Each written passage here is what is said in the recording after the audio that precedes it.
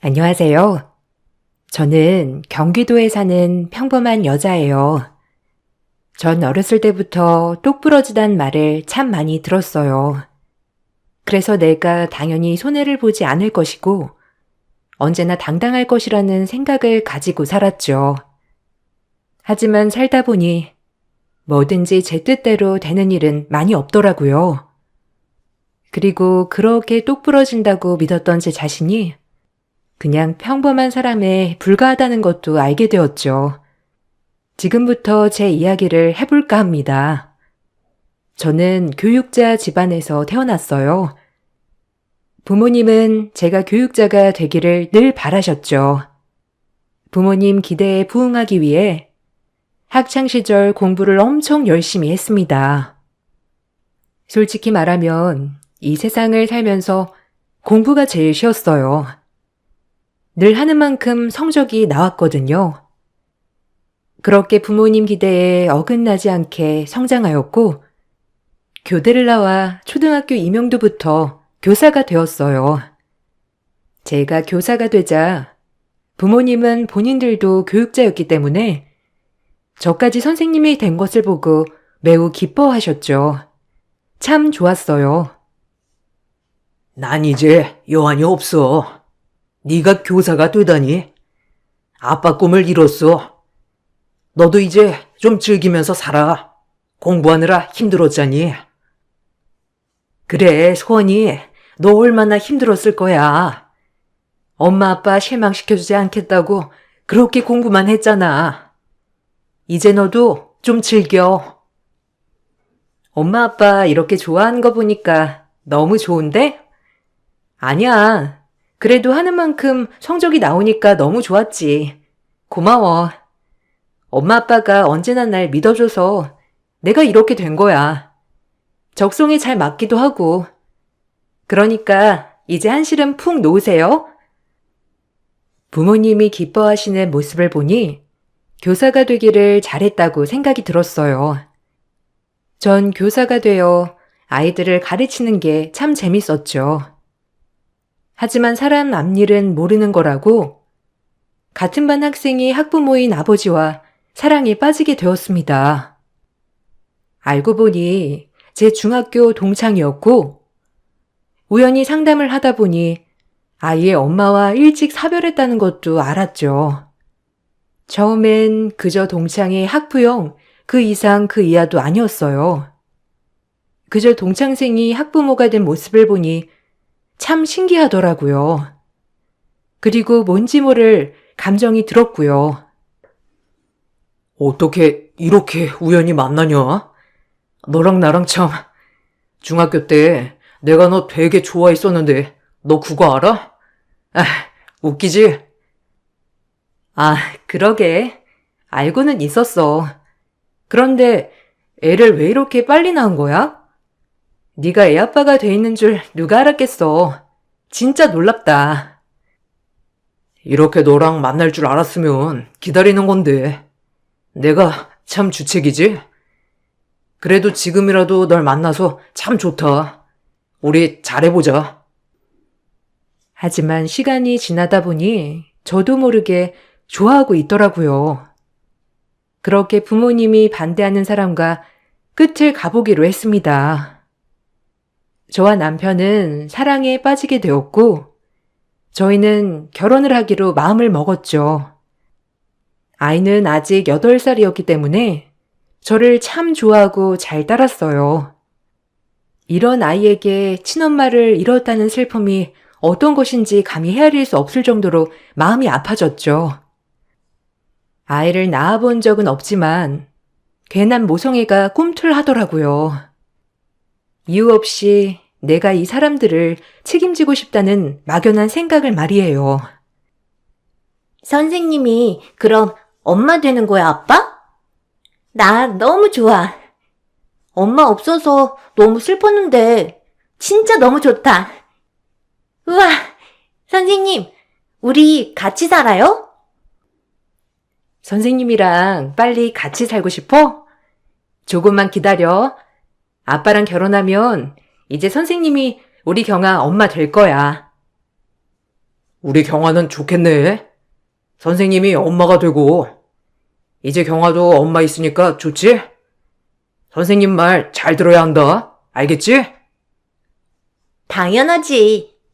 다른 애들 엄마가 집에 있는 거 항상 부러웠는데. 난 선생님이 우리 엄마가 되면 더 좋아. 경아가 잘할 거야. 그렇게 저희는 저희만의 미래를 그려가고 있었죠. 남편과 결혼을 결심하고 부모님께 말씀을 드렸을 때 부모님은 저에게 너무 실망을 했어요. 곱게 키운 딸이 애 딸린 호라비한테 시집 간다고 하는데 누가 좋아하나요? 저 역시도 부모님 마음을 충분히 헤아렸어요. 분명 싫어하실 걸 알았기 때문에요. 하지만 이 남자를 포기할 순 없었어요. 운명처럼 만났다고 생각했기 때문에 아이 또한 내 딸아이로 잘 길러낼 수 있을 것 같은 오만과 함께 부모님을 설득하기 시작했죠. 부모님은 적극적으로 반대했습니다. 내가 널 어떻게 키웠는데 네가 이렇게 뒤통수를 치냐? 이럴 거면 학교고 뭐고 때려치워. 그 학교 가서 그 놈팡이 만난 거면 그냥 학교 나가지 말란 말이야. 애 딸린 호라비한테 시집 간다는 게 말이 돼? 네가 뭐가 모자라서 그런 놈한테 시집을 가냔 말이야. 소원아, 잘 생각해봐. 이건 분명히 너 후회할 거야. 네 인생 얼마나 창창한데 왜 하필 애 딸린 사람이니, 어? 엄마, 아빠, 죄송해요.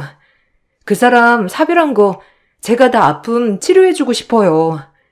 아이한테도 좋은 엄마가 될 자신 있고요. 말이 돼? 내 속으로 낳은 자식도 미워질 때가 있는데 어떻게 남의 애를 너희처럼 키운다는 거야? 엄만 그 꼴 못 본다. 너 그렇게 네 마음대로 할 거면 이 집 나가 그냥. 이 집 나가서 의절하고 시집을 가든지 마음대로 하란 말이야. 알겠어? 끈질기게 설득해도 절대 허락해 주시지 않았어요. 전 한 달이고 두 달이고 부모님께 계속 빌었습니다. 제발 허락해 달라고 말이죠. 하지만 그럴수록 부모님은 완강하게 나오셨죠. 눈에 흙이 들어가도 절대 결혼만은 안 된다고 하였어요. 그렇게 시간이 지나고 아무래도 자식 이기는 부모가 없다고 하던가요? 그렇게 완강하던 아빠가 한번 남편을 보고 싶다고 하더라고요. 어떤 놈인지 말이에요. 전 그 말만으로도 너무 좋았습니다.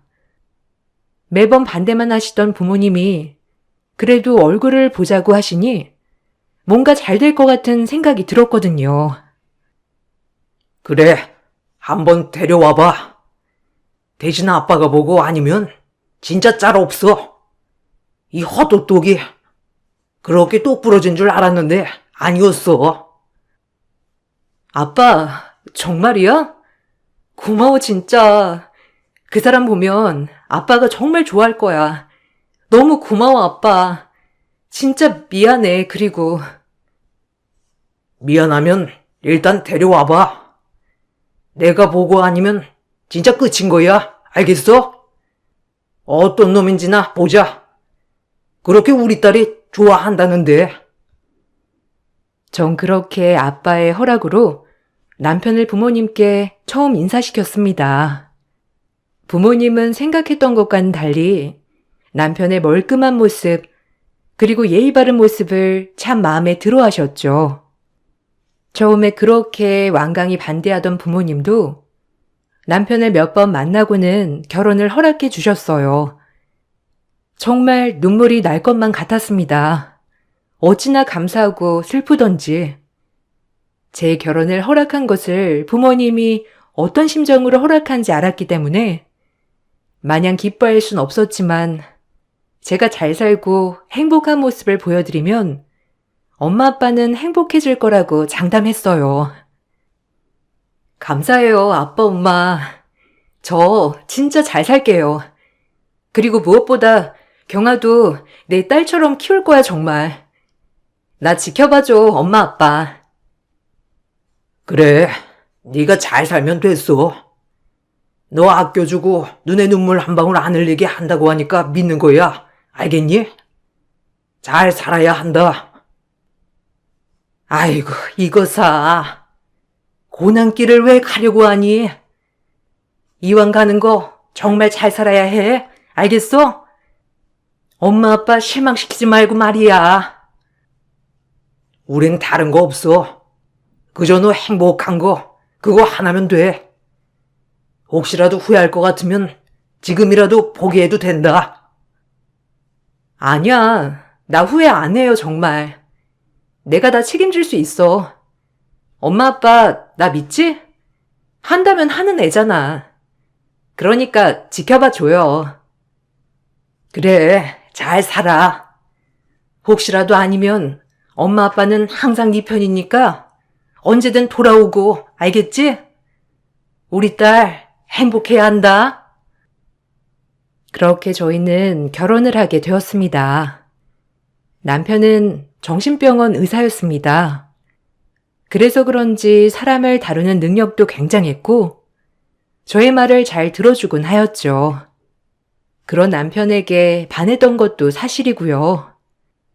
딸아이와도 문제는 전혀 없었어요. 저를 잘 따라주었고, 정말 엄마처럼 저에게 한시도 떨어지지 않았거든요. 그리고 무엇보다 시부모님 자리가 참 좋으셨어요. 시어머니는 저에게 무슨 죄가 있는 것처럼 얼마나 잘해주셨는지 몰라요. 오히려 그런 모습에 제가 더 잘해드려야겠다고 생각을 많이 했어요. 아무래도 남편이 재혼이고 전 초혼이다 보니 시어머니는 그런 저에게 미안한 마음을 많이 드러내셨죠. 하지만 제가 선택한 길, 전 누가 미치고 위에 있고 하는 거 없이 그냥 한 가족으로서 정말 잘해보고 싶은 마음이 컸어요. 그래서 더 잘해드리려고 했고요. 아유, 고맙다. 정말 너처럼 고운 애가 내가 엄마처럼 잘해줄게. 우리 잘 살아보자. 경아도 얼마나 좋아하는지, 내가 얼마나 마음이 좋은지 몰라. 세아가, 우리 정말 잘해보자. 우리 집에 시집 와줘서 너무 고마워. 너 덕분에 성현이도 밝아졌어. 감사해요. 어머님이 그렇게 말씀해 주시니까 너무 좋네요. 저도 잘해야죠. 경아가 다행히 저를 많이 따라서 다행이에요. 제가 더 잘해야겠죠. 엄마는 처음이니까. 어머님이 옆에서 잘 알려주세요. 우리 잘 살아봐요, 어머님. 저도 잘할게요. 지금도 충분히 잘하는데 뭐. 더 잘하려고 하지 마. 혹시라도 불편한 거 있으면 다 말하렴. 알겠지? 어려워 말고. 어머님은 저에게 한없이 고마워하셨고, 저도 그런 어머님을 보는 게 참 좋았어요. 어머님은 남편도 저 덕분에 많이 밝아졌다며 제가 이 집안의 은인이라고 했죠. 남편 직업 특성상 가끔 대화할 때 저를 너무 잘 읽고 있는 것 같아서 조금 불안한 것 빼고는 오히려 제 마음을 많이 알아주는 사람이라 항상 좋았던 것 같아요. 그렇게 저희는 문제되지 않는 결혼 생활을 하였어요. 그러던 어느 날 딸아이가 그림을 그리고 있더라고요. 얼마나 잘 그리나 싶어 옆에서 지켜보고 있는데 그림에는 아빠, 할아버지, 할머니, 엄마, 경아 이렇게 6명을 그리더라고요. 전 처음에 성인 여자가 2명이라 이 여자가 뭐 아는 언니인가 생각이 들었죠. 경아야, 여기 이 사람은 누구야? 아는 언니? 아니면 경아 아는 사람이니? 여기는 할머니 같고 또 할아버지, 여긴 엄마, 그리고 아빠. 또 누구야? 아, 엄마. 난 엄마 2명이잖아. 그래서 2명 그렸어요. 나 그림 잘 그리죠? 내가 나중에 엄마만 따로 또 그려줄게요. 어? 아, 그래. 경아, 그림 참 잘 그린다. 나중에 엄마만 따로 한 장 그려줘. 우리 경아, 그림에 소질 있는걸? 이 엄마는 다른 데 사는 엄마. 여기 엄마는 내 옆에 있는 엄마. 난 엄마도 2명이야. 그래도 옆에 있는 엄마가 더 좋아. 딸아이가 말한 엄마가 2명이라는 말이 뭔지 모르게 마음에 걸려왔지만 그냥 죽은 친엄마를 못 잊어서 그러나 보다 했죠. 다른 데 사는 엄마는 이미 딸아이 곁에 없으니 저렇게 받아들일 수도 있다고 생각하며 그저 그렇게 믿었습니다. 오히려 굉장히 마음이 짠해왔어요. 저렇게 어린애도 친엄마를 기억하는데 그 친엄마는 아이만 두고 어떻게 세상을 떠났을까 싶으면서 마음이 아파지더라고요. 그리고 전 이 딸아이에게 정말 내 딸처럼 잘해줘야겠다는 마음이 더욱 든 하루였죠. 엄마를 잃어본 적은 없지만 보고 있으면 딸아이가 괜히 마음 쓰이고 짠하고 그렇더라고요. 아이를 밝게 해줘야겠다 생각했어요. 아니, 오늘 경아가 그림 그리는데 엄마 2명을 그리는 거야. 이거 봐봐. 아직 경아 마음속에 친엄마가 자리 잡고 있긴 한가 봐. 어? 그러게. 그치? 아무래도 그렇겠지. 넌 괜찮아? 뭐 기분 나쁘진 않았고? 그래도 가족 그림이었을 텐데. 아니, 전혀. 애가 얼마나 친엄마가 그립겠어. 이해해. 내가 더 잘해주려고 노력해야지. 당신도 그렇고 경아도 그렇고 진짜 힘들었을 것 같아. 한 3년 됐다고 했지? 진짜 얼마나 힘들었을까. 내가 빈자리를 채울 수 있도록 노력할게. 고마워 진짜. 너뿐이다. 너랑 재혼하길 정말 잘한 것 같아. 경아도 너 같은 엄마 만난 걸 축복으로 알아야 하는데. 내가 축복받은 거지. 이렇게 한 번에 토끼 같은 자식이랑 멋진 서방님이랑 나 같은 사람 있으면 나와보라 그래. 남편과 이러쿵저러쿵 대화를 하며 또 한 번 정말 잘해야겠다는 마음을 다졌죠. 그렇게 딸아이 그림은 단순 해프닝으로 넘어갔어요. 전 결혼을 하고 휴직을 했기 때문에 대부분 딸아이를 챙기고 시어머니와 집에 있는 시간이 많았어요. 시어머니와도 이런저런 이야기를 하며 하루를 보냈죠. 전 경아의 친엄마에 대해 궁금하기도 했고 솔직히 매년 기일을 챙기고 싶은 마음도 있었어요. 제가 호의는 아니지만 그래도 이게 제가 할 도리라고 생각했기도 했고 딸아이에게 친엄마에 대한 마음을 영원히 지워버리게 하고 싶진 않았거든요. 그래서 친엄마를 매년 기리는 것도 나쁘지 않겠다고 생각해서 어머님께 말을 꺼내 보았습니다. 어머님, 혹시 경아 친엄마 기일 따로 챙기세요? 이제 저도 챙겨볼까 하는데 그래도 경아 친엄마잖아요. 아니야. 그럴 거 없어. 새 식구는 새 식구답게 살아야지. 그런 거 전혀 신경 쓸 필요 없다. 네 마음만 받을게. 에이, 그래도 이 사람 전부인이기도 하고 경아가 엄마를 못 잊어하는 것 같더라고요. 전 정말 괜찮은데 혹시 챙기고 계세요? 아니, 얘가 왜 이래? 괜찮다니까. 그리고 너 오지랖 좀 그만 부려라. 그냥 너네 새 식구 잘 살면 되지. 무슨 기일을 챙겨? 그리고 경아도 얼른 친엄마 있고 마음 잡아야 하지 않겠니? 그러니까 네가 괜히 애 헷갈리게 하지 말라고. 알겠어? 처음 보는 어머님의 억양에 깜짝 놀랐습니다. 원래 항상 나긋나긋하신 분이었는데 갑자기 저렇게 언성을 높이니 너무 놀랐어요. 전 너무 놀라 어머님을 쳐다보았고 어머님은 그제야 진정이 됐는지 다시 말씀을 이어가더라고요. 조금 당황스러운 날이었죠. 무엇보다 저렇게 언성을 높인 적이 단 한 번도 없으신 분이어서 더 놀랐어요.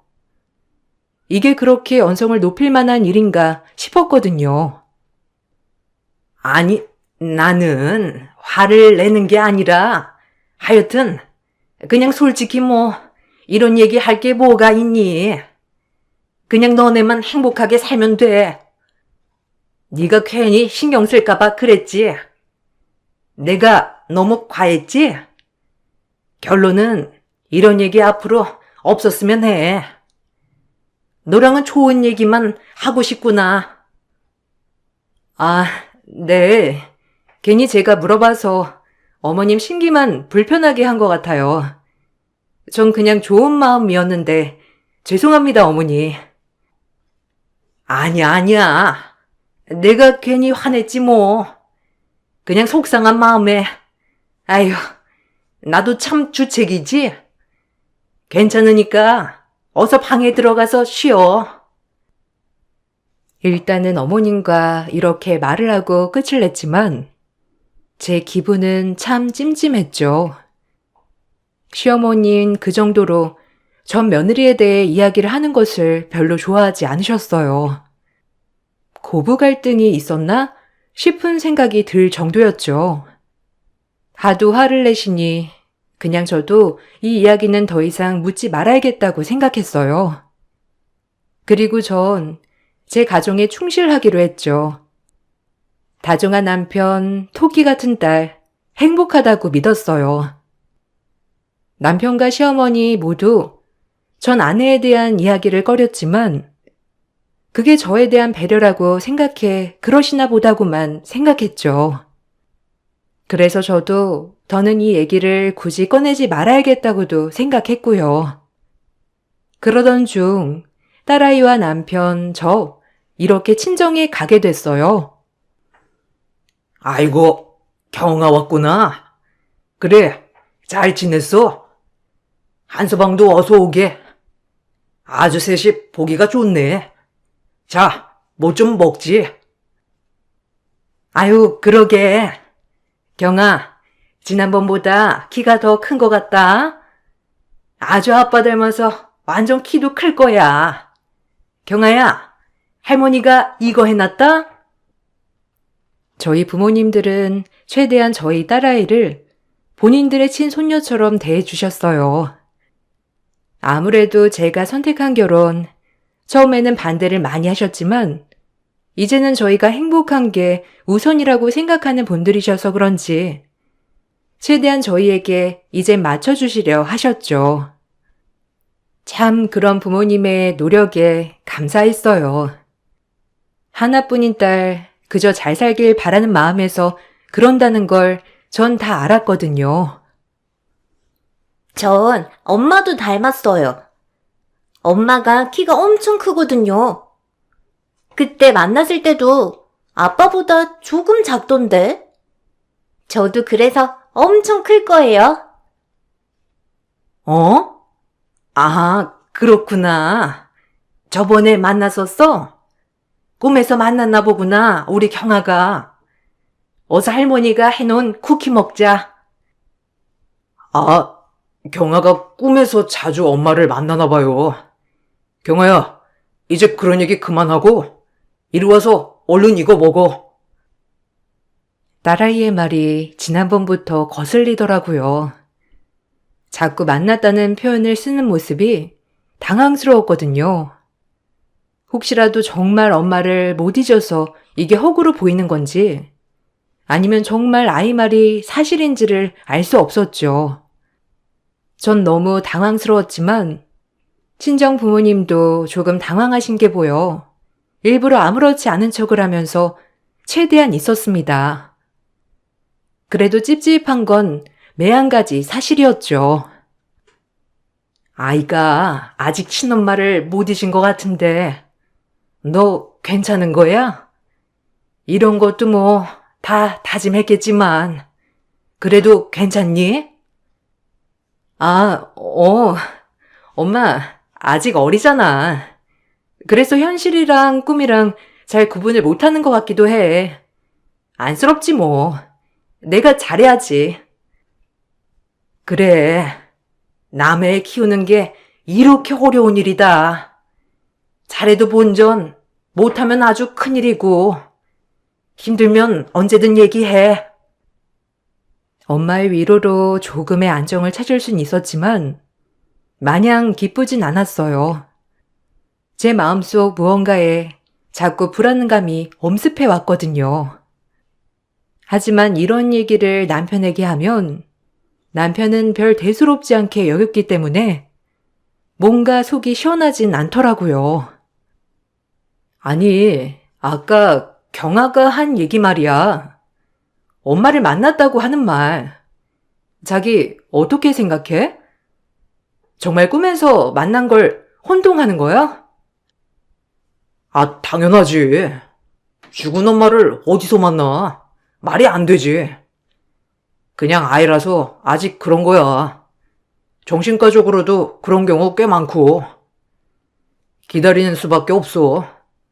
언제가 될지 모르겠지만 나중에는 안 그럴 테니까. 너도 너무 염려하지 마. 어린애들 간혹 그러거든. 아, 그래? 저런 애들이 많다고? 난 걱정되는데. 일단 알겠어. 자기가 더 잘 알겠지 뭐. 그럴 때마다 안쓰러워 정말. 남편의 말에 신경 써보지 않으려고 노력했어요. 정신과적으로도 저런 소아 친구들이 많다는 말에 그런가 보다 했죠. 하지만 이 모든 것이 다 제가 속고 있었다는 걸 알게 된 건 이로부터 불과 며칠 후였죠. 정말 기가 막히더라고요. 시어머니가 가전제품이 오래되었다며 저에게 같이 가전제품을 보러 가자고 하더라고요. 전 대수롭지 않게 어머님을 따라 나섰어요. 가전도 오래돼서 좀 새 걸로 바꾸고 싶은데 같이 갈래? 네가 아무래도 안목이 있잖니. 같이 얼른 가보자. 네, 좋아요. 저도 모처럼 만에 콧바람도 쐬고 좋죠. 냉장고랑 세탁기만 보시는 거예요? 여기 근처에 매장 있던데. 어머님과 같이 나선 쇼핑길. 어머님은 한 동네에서 오래 살았기 때문에 동네에 모르는 사람들이 없는 듯 했어요. 매번 나갈 때마다 주변 사람들과 인사를 나누더라고요. 그런 모습이 참 좋게 보였습니다.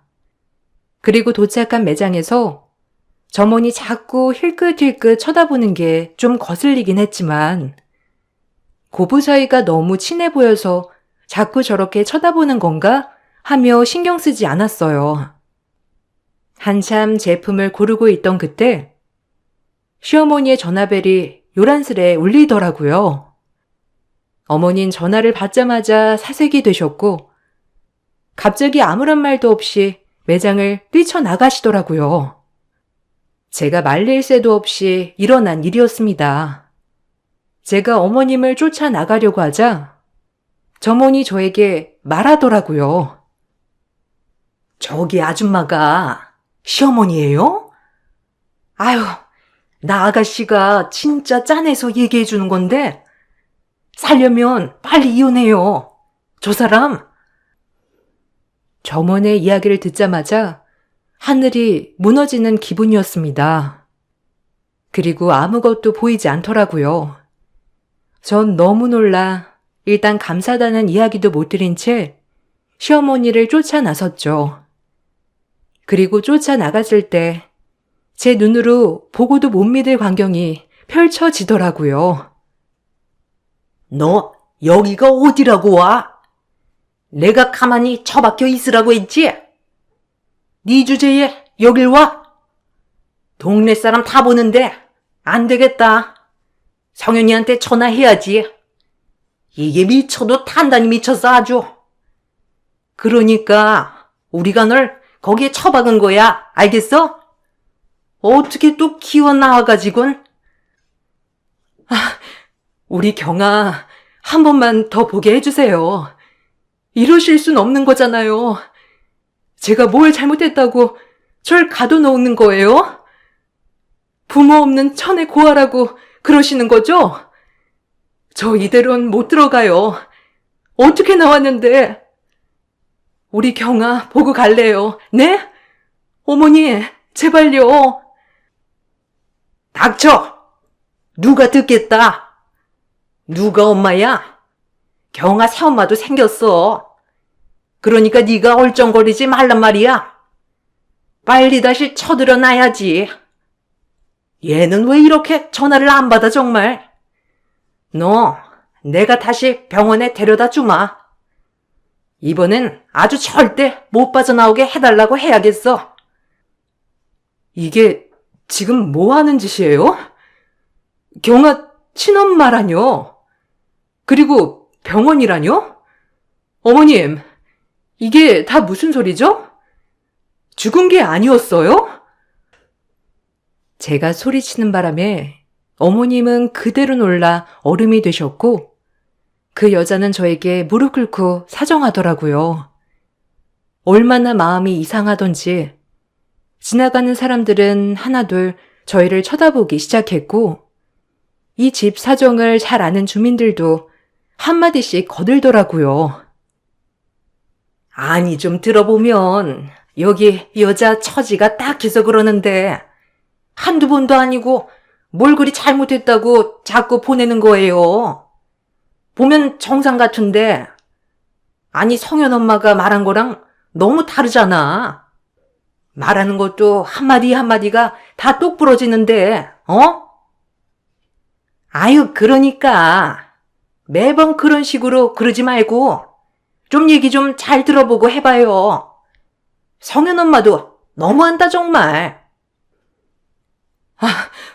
혹시 경아 새엄마인가요? 제발 저 좀 살려주세요. 저 정신병원에 가둬놓고 지금 경아 얼굴 한 번 못 보게 해요. 이 사람들이. 제발 경아 좀 보게 해줘요. 네? 저 진짜 멀쩡하거든요. 제발요. 목숨 걸고 도망쳐서 경아 얼굴 보는 거예요. 경아 좀 보게 해줘요. 매장 점원에게 들은 말은 놀라웠죠. 사실 이 집 며느리는 죽지 않고 살아있다고. 천의 고아를 며느리로 맞았는데 처음엔 그렇게 잘해주더래요, 딸처럼. 그러다 이 시어머니가 며느리를 의심하기 시작한 거죠. 누구에게나 친절한 며느리가 남자를 만나고 다닌다부터 시작해서 온갖 모함을 쏟아내기 시작했죠. 그런 며느리는 아무도 의지할 사람도 없는 채 시어머니의 모함을 알고도 이 집에 붙어 있었다고 해요. 하나 있는 아이를 지키기 위해서 말이죠. 그게 점점 도를 지나쳐 남편도 아내를 의심하기 시작했고 하다하다 아내가 도벽이 있냐는 둥, 알코올 중독이라는 둥 이런 거짓말을 토대로 아내를 본인의 정신병원에 가뒀죠. 이 모든 것들을 남편과 시어머니의 계획이었어요. 그리고 이혼을 억지로 진행시키고 남편은 저와 재혼하게 되었던 거예요. 아무것도 모르는 아이는 매번 친모가 병원에서 탈출해서 올 때마다 한 번씩 봤다고 해요. 그것도 잠시 다시 병원으로 끌려가고 이런 생활이 계속 반복되었다고 했어요. 알만한 사람은 다 알더라고요. 얼마나 어이가 없던지. 이 사람들도 다 방관했다는 게 무섭더라고요. 저 다 들었어요. 당신 정말 끔찍하더군. 어떻게 애 엄마를 이 지경까지 만들 수가 있어? 애는 무슨 죄며? 이러고 나한테 뻔뻔하게 애 엄마가 죽었다는 둥 이런 소리를 해댄 거야? 아, 소름 돋아. 난 이 일 절대 묵가지 않을 거야. 기대해. 끔찍한 것들. 넌 그런 말을 믿는 거니? 제가 얼마나 병적인 사이코인데. 내가 그것 때문에 병원에 보낸 거다. 저 여자는 제정신이 아니야. 그냥 내 말을 믿으려 마가야. 어? 너 이 시험이 못 믿는 거야? 내가 너한테 얼마나 잘해줬는데 안 그래? 아니, 나도 언젠간 저렇게 됐겠지. 당신 병적인 거 유명하다며. 아들 사랑 대단하고. 처음엔 그러겠지만 누가 아들 옆에 있는 꼴을 보겠어? 정신병자 사이코. 아니, 성현 씨도 똑같아. 그 어미의 그 아들. 경찰에 신고할 거야. 기대해. 못 참으니까. 전 그 길로 무서워서 집에 들어갈 수 없었고 친정으로 향했어요. 친정에 도착하고 나서야 경찰에 신고를 했습니다. 그리고 친정 부모님과 함께 경찰서를 가서 제가 본 것 그대로 진술을 했죠. 이제서야 경찰 조사가 이루어졌고 남편 병원은 압수수색에 들어갔어요. 이걸 알고 남편은 친정집으로 저를 찾아와서 제가 잘못 알고 있는 거라며 해명을 하기 시작하더라고요. 나 못 믿어? 아, 어떻게 네가 나한테 그래? 그 여잔 사이코라니까.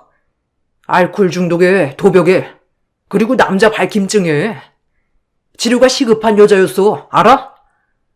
그리고 우리 엄마가 그 여자 때문에 얼마나 괴로워했는데 내가 오죽하면 병원에 입원시켰겠어? 찾아오지 마. 소름 돋아. 네 얼굴 보기 싫어. 역겹거든. 네 어미랑 너 쌍으로 콩밥 처먹을 준비나 해. 내가 그 모습을 보지 못했다면 나 또한 먼 미래에 그 여자처럼 갇혀 있었겠지. 네 어미 유명하다며. 그 동네에서 아들 사랑 어디 남한테 뺏기겠니? 내가 어떻게 할까? 그 여자 퇴원시키고 엄마랑 절연할까? 제발. 나 버리지 마, 소원아. 너밖에 없는 거 알잖아. 남편이 울며불며 매달리자 친정아빠는 소금 한 바가지를 뿌리며 꺼지라고 말했죠. 전 이 순간 부모님한테 참 죄송했어요. 그렇게 잘 살 거라고 호언장담을 했지만 결국 돌아온 게 이 꼴이라니. 하지만 부모님은 제가 무사하면 됐다고 했어요. 꺼져 당장. 여기가 어디라고 찾아와? 내 주변 사람들이 검사 변호사야. 이번 일 절대 못 넘어가네. 어디 한번 잘 싸워봐. 아빠는 바로 대문을 닫으셨고 경찰 조사를 받게 된 시어머니와 남편이었죠. 경아 친모는 다른 병원에서 검사 결과 정말 멀쩡하다고 하더라고요. 전혀 정신적으로 문제가 없다고 말이에요. 당장의 우울증은 조금 있지만 절대 입원 정도는 아니라며. 그리고 남편 병원은 경찰 조사가 들어갔고 직원들 증언도 만장일치로 일치했어요. 동네 사람들 증언도 많았고요. 남편과 시어머니는 결국 검찰에 넘겨진 뒤 구속이 되었죠. 남편 또한 의사면허도 박탈당했고요. 정말 무섭더라고요. 끔찍하기도 했고. 내가 너 가만둘 줄 알아? 네가 뭔데 우리 아들 망쳐 네가? 처음부터 네 얼굴 보고 내가 바로 알아차렸어. 우리 아들 잡아먹을 팔자라는 거. 에휴, 분명 저 친모년이랑 짜고 치는 게 뭐가 있을 거야. 남자도 있게 생겨가지고 가만 안 둔다 아주. 맘대로 해요. 이 사이코 아줌마야. 당신 며느리였다는 사실 자체가 수치스러워. 애가 불쌍하지도 않아? 미친 사람 같으니라고. 난 잘못 없어. 다 엄마가 시킨 거야. 엄마가 그 여자 가까이 하면 안 된다고 했단 말이야. 난 죄가 없다고.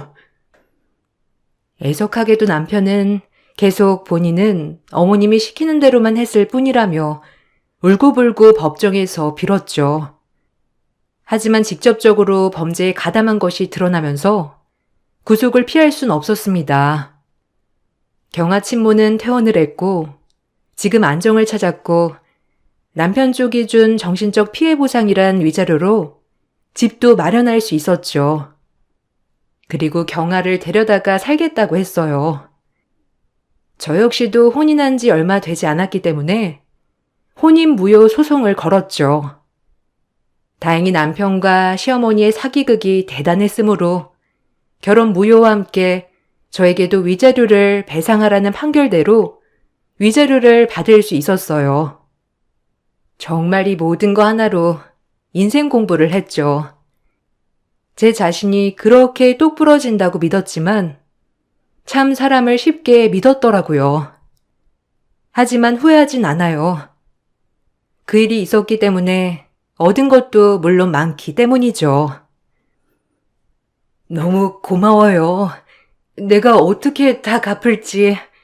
아마 소은 씨 아니었으면 평생 경아 얼굴 못 봤을 거예요. 정말 고마워요. 아니에요. 덕분에 저도 악의 구렁텅이에서 빠져나왔는걸요.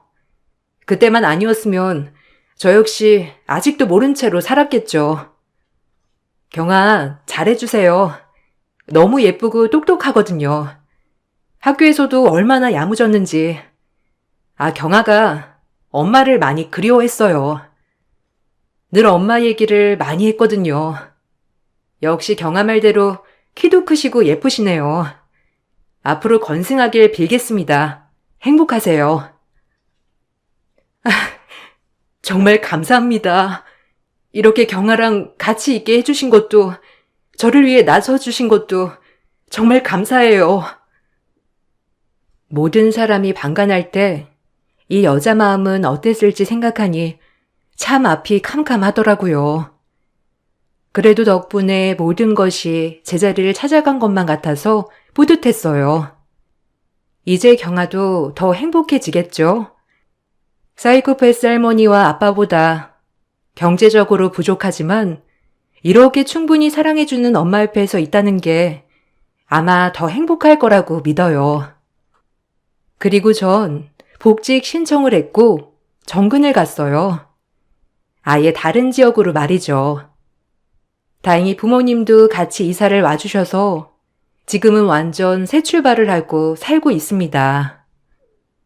정말 후회스러운 결혼이었지만 저에게 많은 걸 깨닫게 해준 결혼이었어요.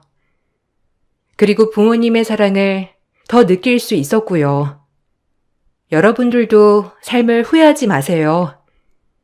더 나은 삶이 기다리고 있답니다. 꽤 지난 일이지만 아직도 생각하면 무섭기도 하고 소름이 돋아요. 그래도 더 나은 삶이 기다리고 있다는 걸 잊지 않고 살아가려고 합니다. 제 글 읽어주셔서 감사드려요. 안녕하세요. 저는 30대 초반 여자입니다. 얼마 전에 긴장이 풀려서 그런지 몸살이 한번 왔었지만 모든 걸 털어버려서 지금은 마음이 한결 편해졌습니다. 남편과 함께한 시간은 2년 정도밖에 안 됐지만 그 기간 동안 남편의 모든 걸 알아버렸고 저를 더 이상 사랑하지 않는다는 걸 확실하게 알았기 때문에 미련 없이 등을 돌릴 수 있었어요. 남편과의 부부관계에 금이 가기 시작했던 건 저희 엄마는 아빠가 예전에 세상을 떠나셔서 제가 남편과 결혼 이후 홀로 지내오고 계셨는데요. 많이 외로우셨는지 건강이 안 좋아지셔서 정밀 검사를 받으셨는데 폐암에 걸리셔서 급하게 수술을 받으셔야 했어요. 다행히 암세포가 전이가 되지 않았지만 수술을 하게 되면 폐의 기능이 많이 떨어져서 꾸준한 관리가 필요한 상황이었죠. 다행히 엄마의 수술 결과는 나쁘지 않았고 제가 그동안 엄마한테 너무 신경을 써드리지 못한 것 같아 친정을 왕래하면서 매일을 바쁘게 지내왔었어요. 남편도 챙겨줘야 했기 때문에 시간이 지날수록 체력의 한계를 느끼기 시작했죠. 장기적으론 이런 생활은 무리가 있을 거라고 생각한 저는 남편한테 제가 가진 고민들에 대해 털어놨어요. 그래서 나한테 무슨 말을 듣고 싶은 건데? 장모님이랑 우리 집에서 같이 생활을 하자는 거야? 내가 스트레스 받아서 화병이라도 걸렸으면 좋겠어? 그냥 거기서 지내시라고 그래. 늙으면 세상 떠나야 한다는 말이 왜 있는지 확실하게 알겠네. 사람을 왜 이렇게 불편하게 하는 거야? 나는 한 공간에서 지내는 것 자체가 싫으니까 다시는 내 옆에서 장모님 모셔오겠다는 말 하지 마. 장모님 때문에 아이도 못 가지고 있는데 내가 좋은 말이 나오겠어? 그래도 나를 낳아주신 엄마인데 당신 말이 너무 심한 거 아니야? 내가 집으로 모셔오겠다는 것도 아니고 어떻게 하면 좋을지 의견을 물어본 거잖아. 당신은 내가 엄마를 집으로 모셔올까봐 그게 불안했던 거구나. 어떤 마음인지 충분하게 잘 알았고 더는 이 문제로 당신과 의논하지는 않을 거야. 앞으로 내가 알아서 결정해서 진행할게. 이렇게까지 예민하게 나올지 몰랐는데 당신한테 너무 실망스러워. 어머님이 암에 걸리셔서 건강에 문제가 생겼을 때 내가 똑같이 대응하면 기분이 좋겠어? 우리가 남도 아니고 평생을 함께해야 될 부부인데 당신 기분만 생각해서 막말하는 거 나중에 분명 후회할 거야. 후회는 무슨? 우리 엄마 엄청 건강하셔. 매년마다 정밀검사 받으시고 아무 문제 없으시대. 병원에서도 워낙 몸 관리를 잘하셔서 연세가 있으신데도 몸은 30대 못지않다고 하셨어. 어디서 장모님이랑 우리 엄마를 비교해? 당신도 유전받아서 나중에 똑같이 폐암에 걸리는 거 아니야? 나는 당신이 암에 걸리면 병수발은 못 해준다. 내 인생의 시간을 병간호 하는데 보내는 건 너무 아깝지. 당신을 사랑한다 해도 암에 걸리면 바로 이혼할 거야. 남편의 말에 너무 화가 난 저는 더 이상 대화조차 섞고 싶지 않아 먼저 자리에서 일어나 방으로 들어와 버렸어요. 제가 남편한테 어떻게 하면 좋을 것 같냐고 해결 방법을 찾기 위해 물어본 거였는데 남편은 저희 엄마가 집에 들어와서 생활을 하시게 될까봐 그게 마음에 들지 않았던 것 같아요. 아무래도 집안에서 자유롭게 생활할 수 없다는 것 때문에 강하게 거부 의사를 표현한 것 같지만 충분히 좋게 대화를 이어나갈 수 있는 상황을 예민하게 받아들여 서로가 안 좋은 감정을 만들게 되었고 이 일로 인해 남편한테 너무 큰 실망을 하게 된 이후 예전과는 다른 모습으로 대할 수밖에 없었습니다. 저에게 상처를 준 행동들에 대해 사과는커녕 오히려 더 삐딱선을 타고 있는 남편이 보인 행동은 저와의 부부관계를 더 이상 유지하고 싶지 않다는 걸로밖엔 안 보였어요. 남편한테 상처를 받게 된 이후 엄마의 일에 대해서는 일절 의견을 물어보지 않았고 저 혼자 알아서 판단해서 결정을 내렸죠. 엄마는 저희 집 근처에 거처를 따로 알아봐 월세를 조금 보태드렸어요. 전에 살고 계셨던 집을 처분하고 움직이기에는 너무 많은 일들을 해야 돼서 엄마만 움직이기로 했었습니다. 저는 남편한테 쓸데없는 말을 듣고 싶지 않아 아내로서 해야 될 집안일들을 하면서 엄마를 살펴드렸어요.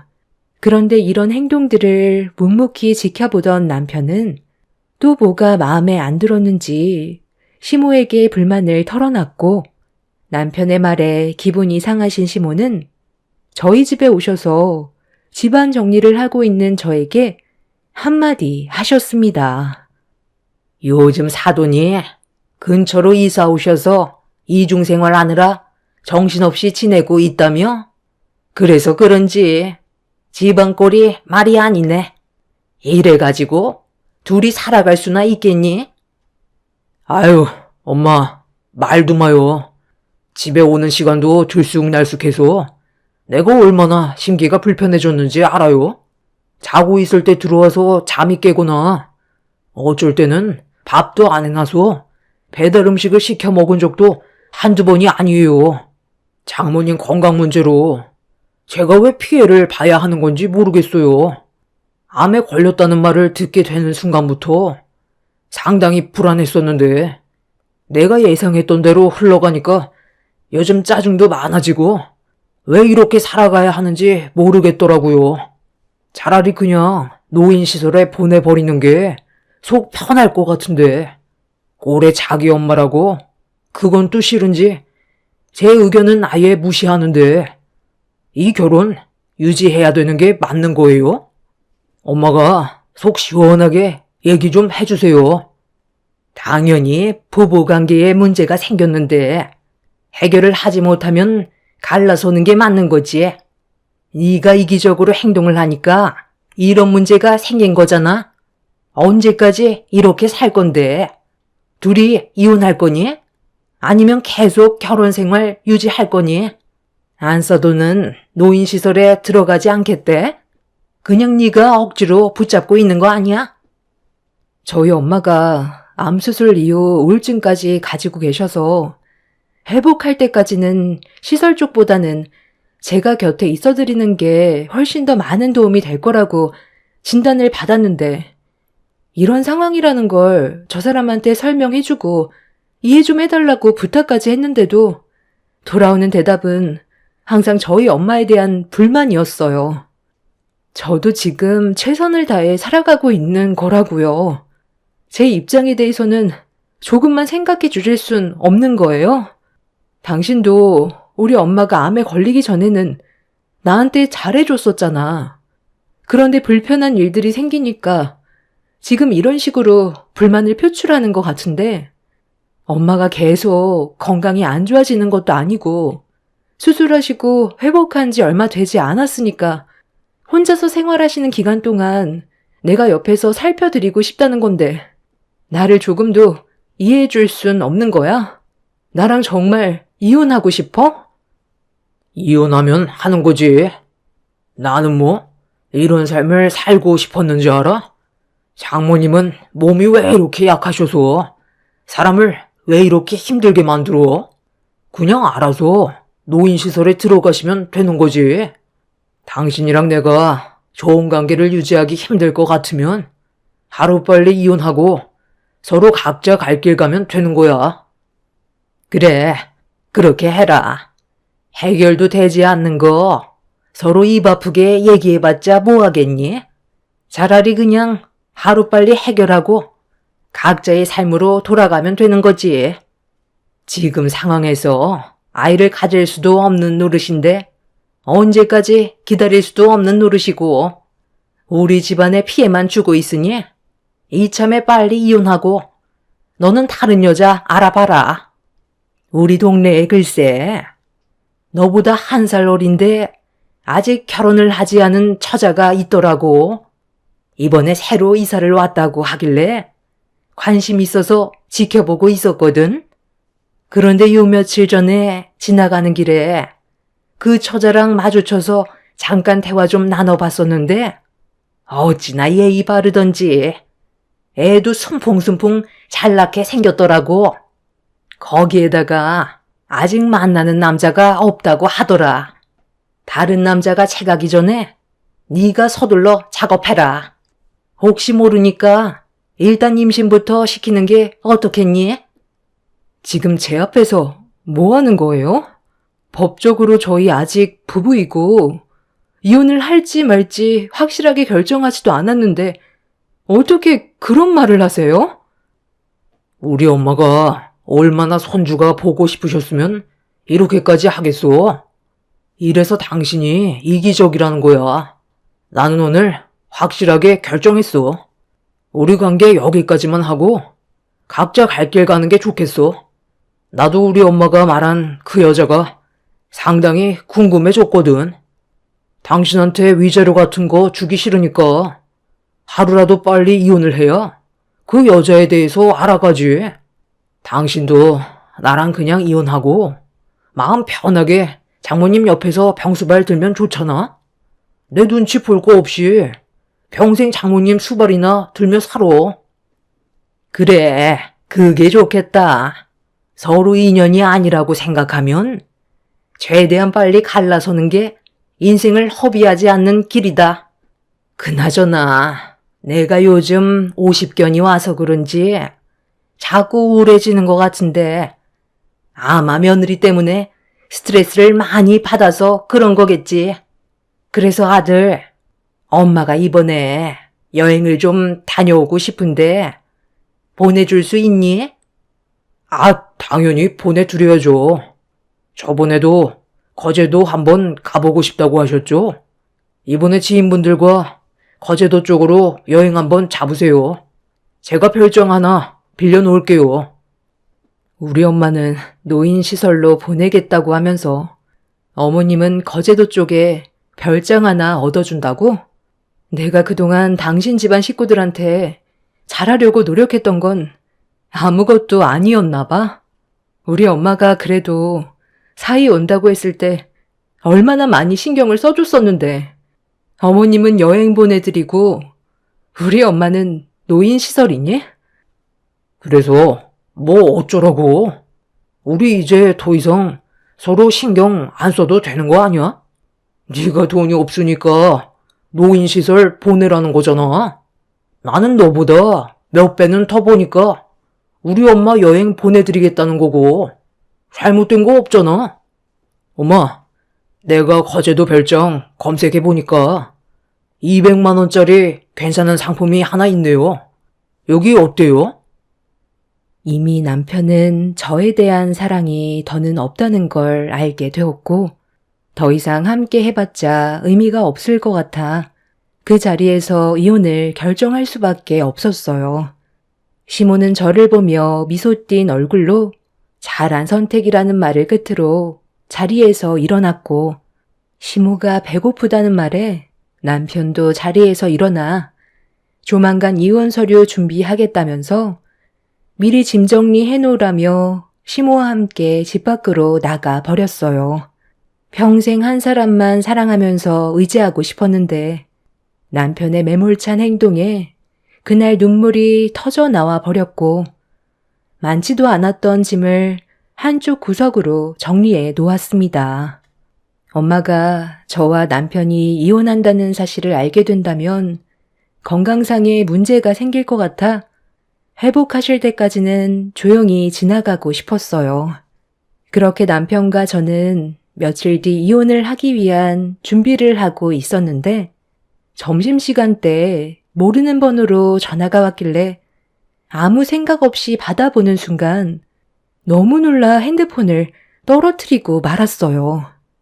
저희 엄마가 시설에 오셨는데 좀 전까지 옆에 있었던 보호자가 사라져서 저에게 연락하게 된 거라는 충격적인 말을 듣게 되었죠. 저는 전혀 알지 못했던 사실이라 엄마랑 같이 온 보호자가 누구였냐고 물어보자 남자 한 분과 왔었다면서 시설에 언제 올 수 있냐는 말을 하시길래 회사의 사정을 얘기한 뒤 급하게 시설로 향했어요. 가는 도중 몇 번이나 남편한테 전화를 해봤지만 받지 않았고 그런 행동을 왜 저질렀는지 이해하지 못한 상태에서 시설에 도착을 하게 되었죠.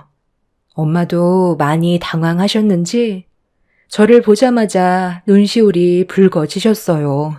그리고 제가 출근을 했던 사이 남편이 저희 엄마 집에 찾아가서 좋은 곳에 갈 거라며 모시고 나왔었다는 말을 들을 수 있었습니다. 그동안 얼굴 한번 안 보여줬던 사이가 갑자기 왔길래 많이 놀라기도 했지만 반가워서 들어오라고 했는데 자기랑 바람 좀 쐬러 가자며 집안에만 있으면 우울해진다고 좋은 곳에 간다는 말에 너한테 전혀 들은 게 없어서 잠깐 전화 좀 하겠다고 했었는데 사이가 너랑 미리 얘기를 했다고 하길래 나는 조금의 의심도 없이 사위를 따라 나섰거든. 그런데 한참을 달려서 도착한 곳이 여기였다. 핸드폰도 대신 보관해 준다고 하길래 잠깐 맡겨놨었는데 그 사이에 이미 사라져버리고 없더구나. 나는 너랑 얘기가 끝났다고 하길래 그동안 엄마 평간호하는 게 힘들어서 시설에 보내고 싶었는데 내 얼굴 보면 마음 약해질까봐 사위를 보낸 줄 알았었어. 그런데 아무리 생각해봐도 뭔가 이상해서 너한테 전화를 할까 말까 고민을 하다가 연락을 하게 된 거야. 어제 저녁에 엄마랑 주말에 바람 쐬러 가자며 유람선 표까지 끊었다고 한 네가 예고도 없이 이런 결정을 내렸다는 게 이상하잖니. 그런데 이 모든 게 사위가 너한테 말도 안 하고 독단적으로 행동했던 거였니? 결국 그날 엄마한테 남편과 좋지 않은 관계에 있다는 걸 말씀드렸고, 남편이 저와 엄마에 대한 불만 때문에 그런 행동을 저지른 것 같다며 제가 힘들어하자 엄마는 한숨을 내쉬었어요. 이 모든 상황이 엄마 때문에 벌어진 일이라면서 한탄을 하시길래 조금이라도 건강에 문제가 생기실까봐 최대한 좋게 설명을 드렸고, 그렇게 집으로 다시 모셔다 드린 뒤 서둘러 남편의 회사로 찾아갔어요. 남편은 제가 찾아올 거라는 걸 어느 정도 예상을 하고 있었는지 얼굴 표정 하나 안 바뀌고 제 앞으로 걸어오더군요. 화가 머리끝까지 올라와 버린 상태라 남편의 회사 사람들이 모두 쳐다보고 있는 상황에 제 손은 남편의 얼굴로 향하게 되었습니다. 너 지금 나랑 뭐 하자는 거야? 우리 이제 곧 이혼할 사이 아니야? 좋게 끝내면 되는 거지. 왜 우리 엄마한테 평생 기억에 남을 상처를 준 건데? 평생 잊지 마시라고 시설에 보내드린 거였어. 누구 때문에 이혼을 하게 됐는지 본인도 아셔야지. 장모님이 암에 걸리지만 않았어도 우리가 이렇게까지 됐겠어? 암에 걸리셨으면 조용히 세상을 떠나시던가. 몇 년 더 사시겠다고 버티시는 거 나는 정말 꼴보기 싫었었다고. 그래서 그냥 시설에 보내버리고 싶었어. 2번 다시 찾아오지 말라고 핸드폰까지 달라고 했던 건데 장모님은 끝까지 눈치가 없으시네. 조용히 시설에 박혀 계시면 되는 걸 굳이 밖으로 기어 나오시는 것 보면 장모님도 참 민폐야. 아마 100살 꽉 채우시고 세상 떠나실 것 같다. 장모님이랑 평생 지지고 볶고 살아라. 남편의 거침없는 말에 씻을 수 없는 상처를 받게 된 저는 또 한 번 뺨에 손을 올려 버렸고, 준비되어 있던 이혼 서류를 얼굴에 던져버린 뒤 밖으로 나와 버렸어요.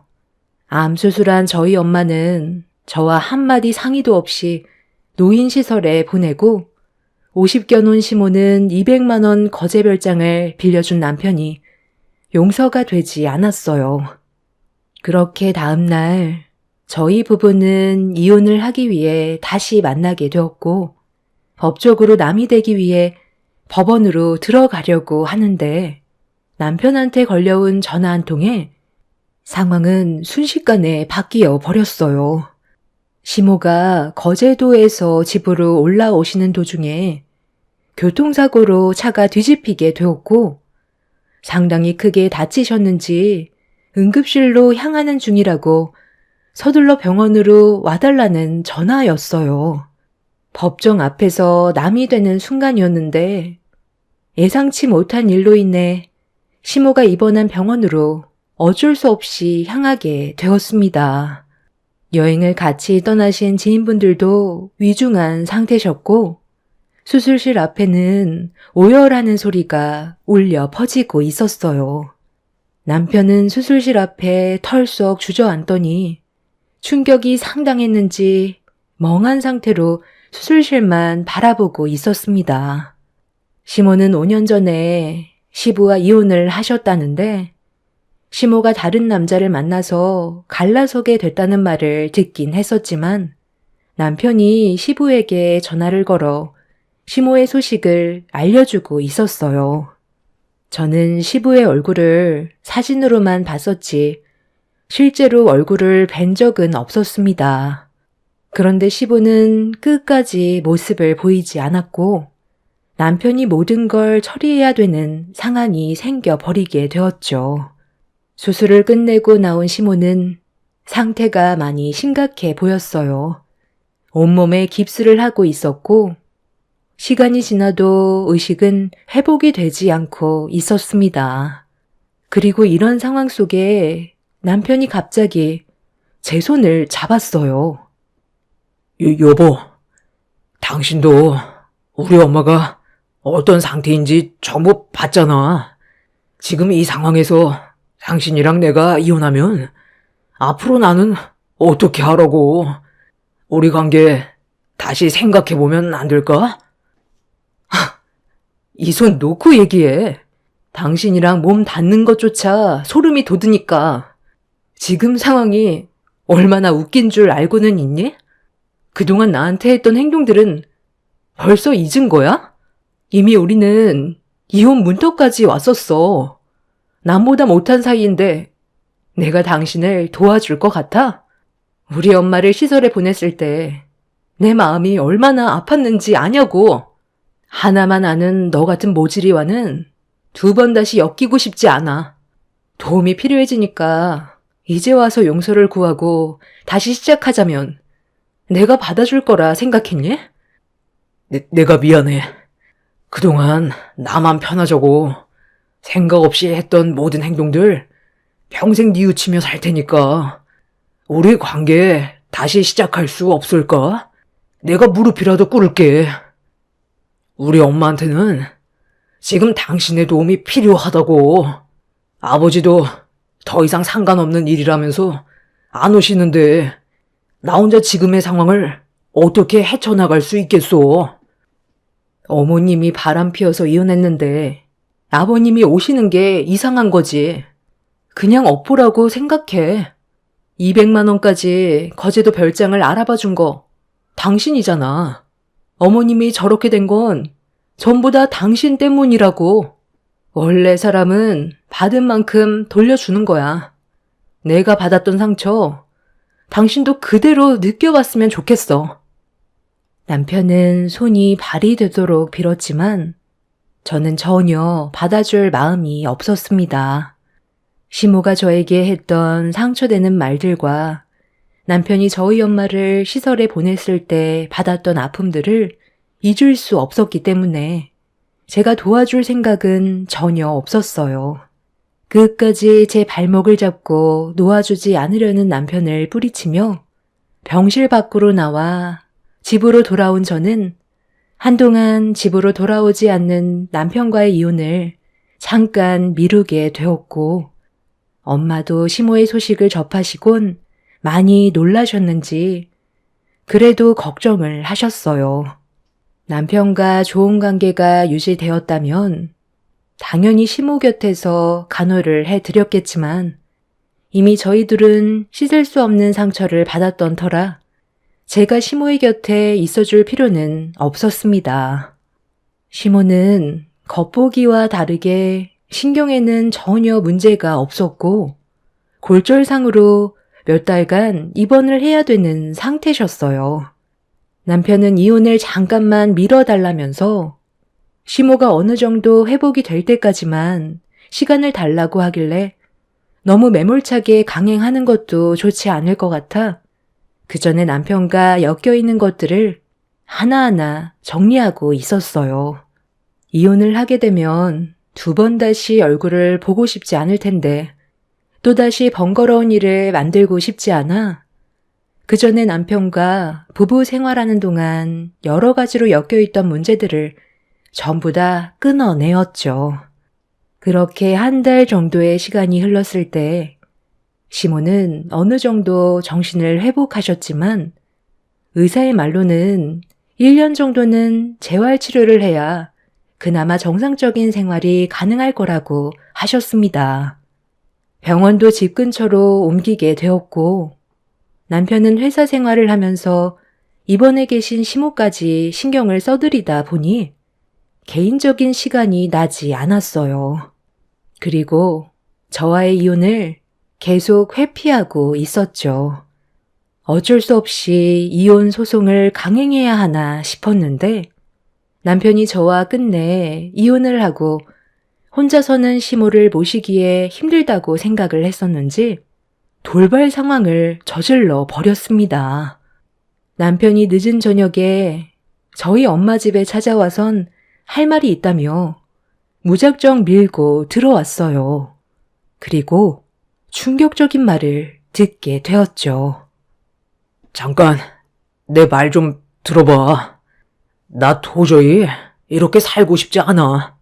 그동안 우리 엄마 병간호하면서 정말 많이 느낀 건데 내가 생각이 짧았던 것 같아. 당신이 얼마나 힘들었는지 뼈저리게 느끼고 있어. 그러니까 우리 이혼하지 말자. 당신까지 옆에 없으면 나는 어떻게 살라고. 의사가 나한테 뭐라고 했는지 알아? 엄마가 다시 예전처럼 걸어 다닐 수 있을 정도가 되려면 엄청난 노력이 필요하대. 근력이 뒷받침돼야 회복이 빠른데 지금 엄마의 정신 상태로는 아마 평생 휠체어 신세를 져야 할 것 같다고 하더라고. 나는 평생 우리 엄마 병수발만 들면서 살고 싶지 않아. 그래서 엄마한테 재활치료 열심히 할 거냐고 여쭤봤는데 의욕이 없으시더라고. 이미 걷지 못하실 것 같다고 생각하시는 것 같아. 그런 엄마를 언제까지 내가 모실 수는 없는 거잖아. 그래서 오늘 요양원에 보내드렸어. 그리고 원래 살던 우리 엄마 집에 있던 물건들 전부 싹 다 버렸거든. 당신이랑 어머님만 들어와서 살면 돼. 우리가 살던 집 처분하고 앞으로 거기에서 장모님이랑 같이 살면 집도 넓고 스트레스 받을 일도 없으니까 나랑 이혼하지 말고 이대로 살면 되는 거야. 여기 집 너무 좁잖아. 내일 당장 거처를 바꾸는 게 어때? 우리 집에 있던 당신 물건 엄마 집에 전부 넣어놨어. 안방은 장모님 드리고 작은 방 우리들이 쓰면 되는 거야. 우리 엄마는 어차피 가망 없어서 평생 요양원에서 못 나오셔. 그렇게 해줄 거지? 예전에 내가 당신한테 했던 잘못된 행동들 전부 잊어버리고 앞으로 우리 다시 시작하는 거야. 당신은 처음부터 끝까지 혼자 모든 걸 결정 내리는구나. 지금 내 핸드폰 보여? 설마 이 번호 어머님이 계신 요양병원이니? 받아보면 알겠지. 예, 며느라, 나 좀 도와줘라. 내 아들이 글쎄 움직이지 못하는 나를 요양병원으로 옮겨놨다. 나한테는 좋은 곳에 간다고 하더니만 그놈이 나를 이곳에 버려놨어. 전화도 안 받고 있는데 옆에 내 아들이 있으면 당장 나 좀 다시 제자리로 옮겨달라고 해라. 앞으로 재활치료 열심히 받겠다고 말 좀 전해줘. 어머님이 이런 상황을 겪게 되실 거라곤 전혀 생각 못 하셨죠? 한 치 앞도 모르는 게 사람 일이에요. 그러니까 처음부터 잘하셨으면 이런 일도 안 생겼겠죠. 이 사람이 저를 붙잡기 위해서 어머님을 요양원으로 모신 거 알고 계세요? 어머님이 살고 계신 그 집, 저랑 엄마 보고 들어와 살라고 하네요. 어머님은 평생 요양원에서 나오지 못할 거라며 집안에 사용하셨던 어머님 물건 싹 다 버렸대요. 배 아파 낳은 자식 키워놨더니 결국 그 끝은 요양원 신세라니 참 안타깝네요. 앞으로 이 전화는 받지 않을 테니 저한테 연락하지 마세요. 저는 곧 이혼할 거고 더 이상 그쪽 며느리도 아니에요. 어머님 아들이 직접 결정한 거니 둘이 해결 보세요. 이만 끊겠습니다. 제 말을 듣고 있었던 시몬은 남편이 시댁 집안에 있던 물건들을 전부 버린 뒤 저희 가족이 함께 살게 될 거라고 하자 발광하시길래 전화를 끊어 버렸습니다. 그리고 그 자리에서 남편의 뺨에 손을 올려 버렸어요. 자식이 부모를 버리면 되겠냐고 정신 차리라는 한마디 해준 뒤 이혼을 강행하겠다며 제 확고한 결정을 굽히지 않았습니다. 오발대발하면서 끝까지 저를 놓아주려 하지 않았던 남편은 결국 이혼 소송으로 끝내 남이 되었고 지긋지긋했던 남편과의 악연을 끊어낼 수 있게 되었어요. 하나만 알고 둘은 모르는 모질이 남편의 생각 없는 행동들이 이런 결과를 가져오게 만들었다는 게 안타깝기만 합니다.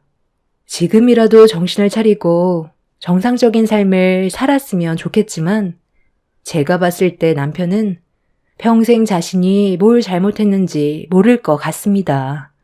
힘든 시간들이었지만 많은 걸 배웠고 앞으로 저희 엄마와 단둘이 행복하게 살고 싶어요. 제 사연 들어주신 분들 감사합니다. 안녕하세요. 저는 여수에 살고 있는 40대 초반 여자입니다.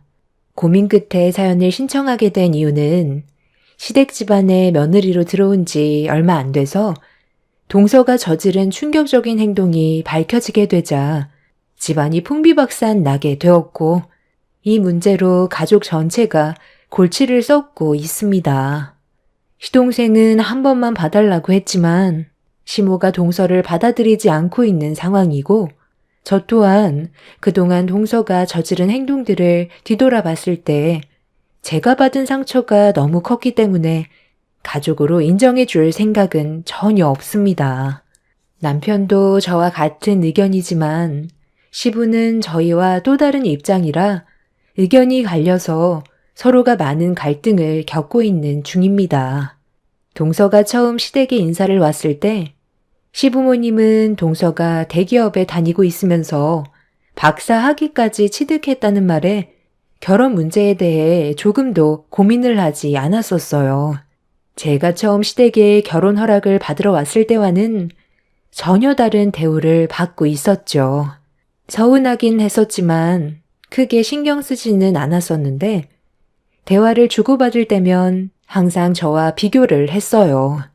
동서와 초면인데 저에 대한 불만을 쏟아내는 시모 때문에 분위기는 순식간에 안 좋아졌고 남편이 저보다 더 열을 올리는 일이 있었어요. 처음 인사 온 동서 입장에서는 많이 당황스러웠는지 말까지 더듬고 있었는데도 시모는 멈추지 않았어요. 처음 시댁에 인사 온 동서를 전혀 배려해주지 않는 행동들이 분위기를 더욱더 안 좋게 만들었고 시모의 말을 듣고 싶지 않았던 저는 먼저 자리에서 일어날 수밖에 없었습니다. 그렇게 시작된 동서와의 첫 만남은 시작부터 좋지 않았었는데 시모의 생각 없는 행동은 결혼식이 끝난 이후 동서에게까지 영향을 주게 되었죠.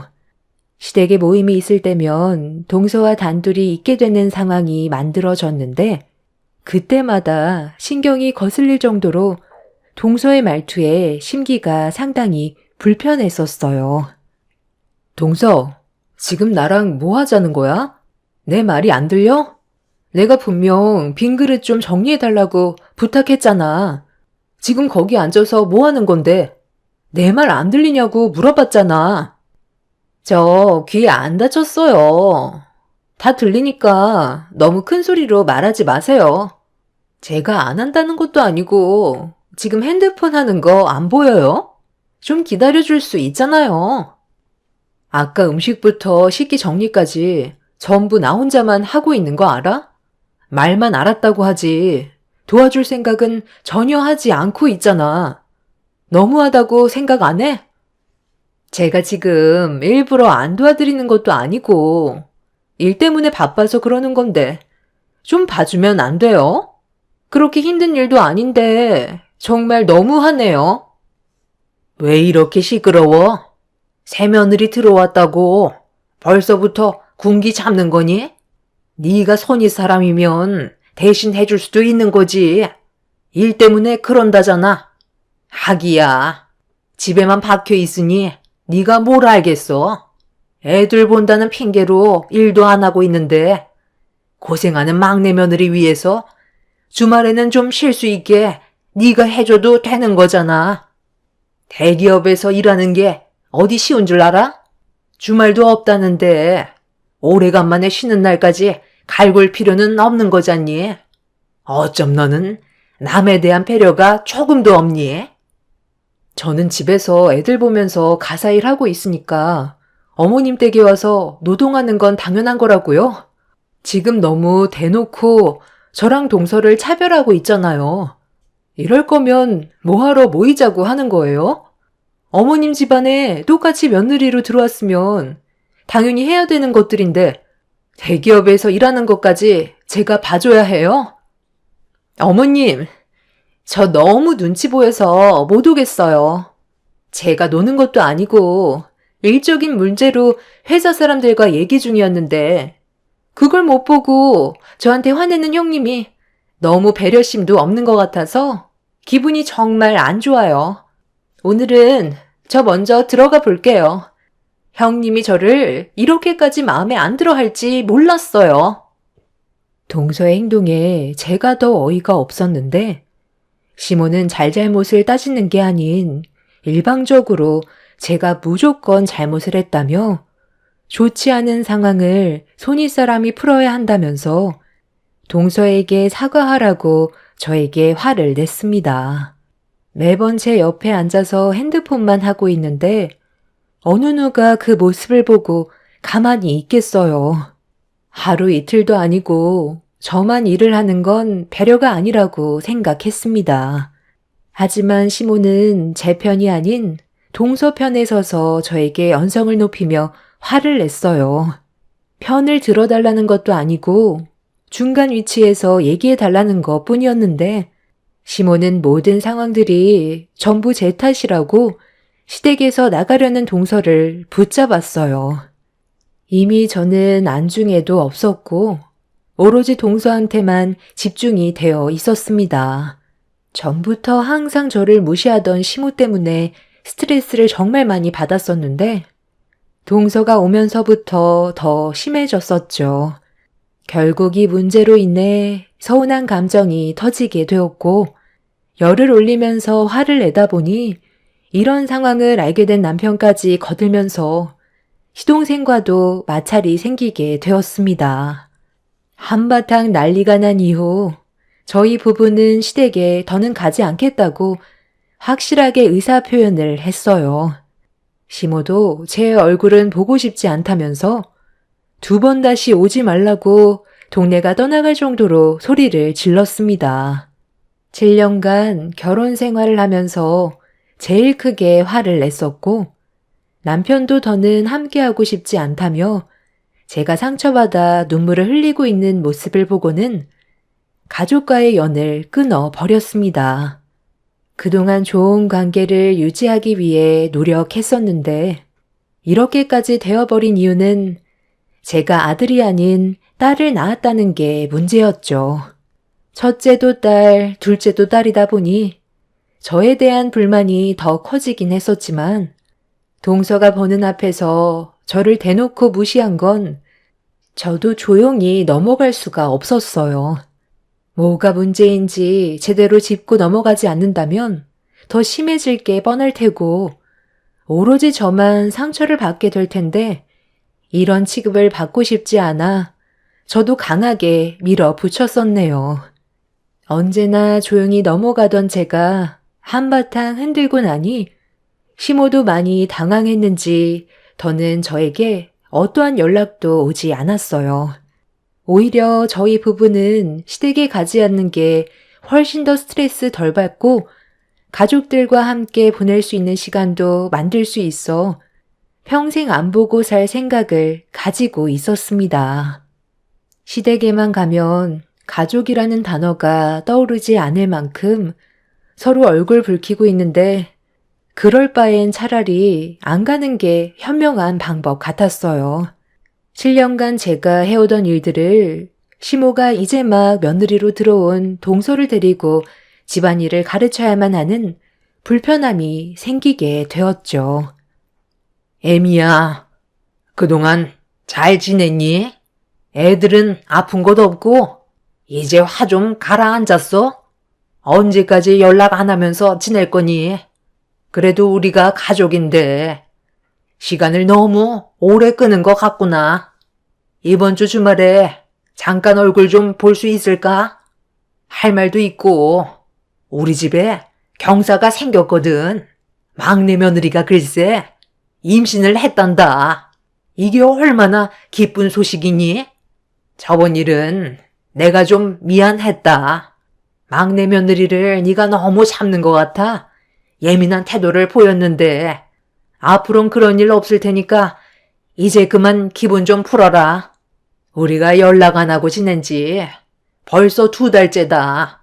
가족이 등을 돌리고 지내는 건 좋지 않다는 거 너도 잘 알잖니. 언제까지 이렇게 지낼 건데? 평생 얼굴 안 볼 생각이었는데요. 저는 지금 너무 행복해요. 스트레스 받을 일도 없고 오로지 아이들한테만 신경을 써줄 수 있어서 저는 이대로 살고 싶어요. 내가 먼저 전화하고 손을 내밀었으면 너도 어느 정도는 생각해줘야지. 아직까지 화를 품고 있으면 어떡하니? 가족끼리 살다 보면 얼굴 붉힐 수도 있는 거지. 가족이라뇨? 어머님이랑 저는 피 한 방울 안 섞인 남인데요. 가족이라고 생각한 적 단 한 번도 없으니까 그렇게 아끼시는 동서나 잘 챙겨주세요. 네가 계속 이런 식으로 나오면 상황이 더 안 좋게 흘러간다는 거 모르니? 웬만하면 서로 좋게 해결하자. 저번에는 내가 좀 오버한 경향이 있는 것 같다. 네가 좀 얘기해봐라. 얘가 아직까지도 기분이 풀리지 않았는지 좀처럼 마음을 열지 않고 있는데 이러다 우리만 피해를 보게 될 텐데 잘 좀 구슬려서 얼굴 좀 보라고 해봐. 여보세요? 형님, 아직까지 화가 안 풀린 거예요? 이제 그만해도 될 것 같은데. 어머님이 전화까지 해서 미안하다고 했으면 좋게 넘어가 줄 수 있는 거잖아요. 정말 얼굴 안 보고 지낼 거예요? 저희가 한두 살 먹은 나이도 아니고 서로 약간의 문제가 생겼다고 해서 영 끊고 지내는 건 좀 아닌 것 같은데. 웬만하면 이번 주에 나오는 걸로 해요. 그래야 화가 풀리죠. 안 그럼 저희가 형님 댁으로 갈 거예요. 그런 걸 원치 않으면 잠깐이라도 얼굴 봤으면 좋겠어요. 2달의 시간이 흘렀는데도 전혀 바뀌지 않은 시모와 동서의 태도에 더 이상 할 말도 없을 것 같아 전화를 끊어버렸는데 시부모님과 동서내외가 주말에 정말 저희 집에 찾아왔고 초인종을 누르면서 현관문 좀 열어달라고 쉬지 않고 두드리길래 어쩔 수 없이 남편이 문을 열어줄 수밖에 없었습니다. 아침부터 지금 뭐 하는 거예요? 저희는 2번 다시 얼굴 안 보겠다고 확실하게 말씀드렸을 텐데요. 아버지는 또다시 얼굴 붉히는 거 보고 싶으세요? 나는 뭐 여기가 좋아서 온 줄 아냐? 작은 며느리가 요즘 들어 입덧이 심한데 큰 며느리가 입덧 가라앉히는 걸 잘한다며. 둘째까지 낳았으니까 방법을 알 거 아니야. 그래, 얘 좀 봐라.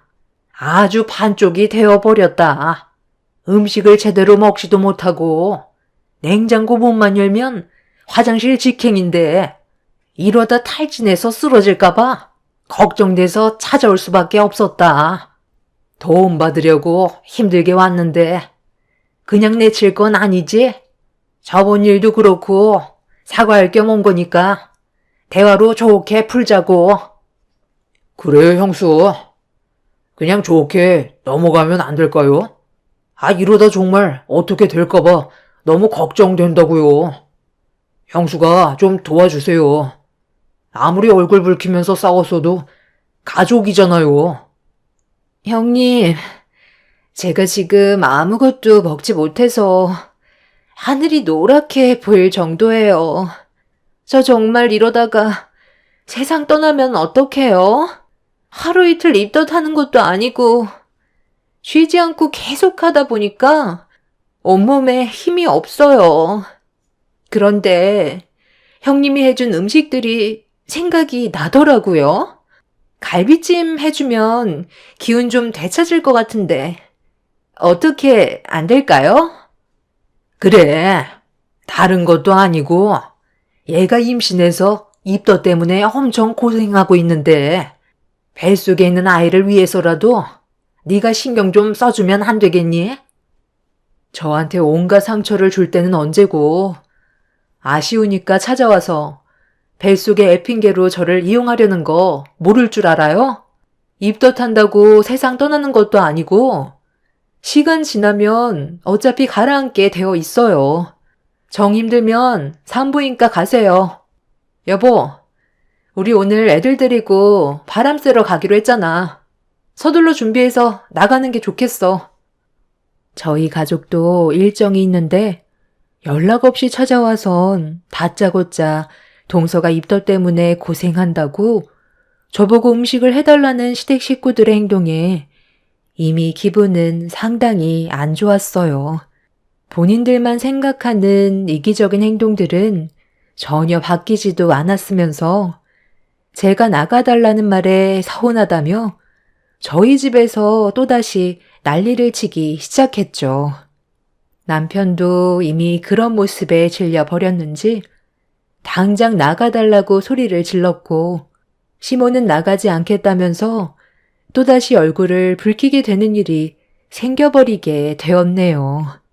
그날 저희 가족도 오래간만에 시간을 조절해서 여행 계획을 세웠던 건데 시모와 동서 때문에 모든 일정에 문제가 생겨버리게 되었고 이런 상황들이 짜증이 났던 저는 시댁 식구들을 사정없이 밖으로 밀어버렸어요. 조용히 살고 싶어도 마음처럼 되지 않는 현실이 너무 답답해 결국 눈물이 터져 나오게 되자 남편은 차라리 이사를 하는 게 좋을 것 같다면서 그날 이후 부동산에 집을 내놓게 되었습니다.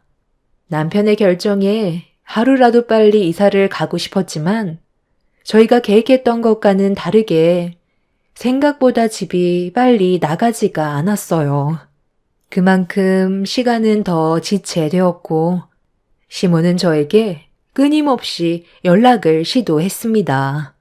차단까지 하는 일이 생겨버리게 되자 시모는 남편에게 전화를 시도하면서 좋게 풀어가자며 계속해서 설득을 했어요. 어느 날 갑자기 그런 것도 아니고 이미 오랜 시간 상처를 받아왔었기 때문에 제 마음은 쉽게 풀리지가 않았습니다.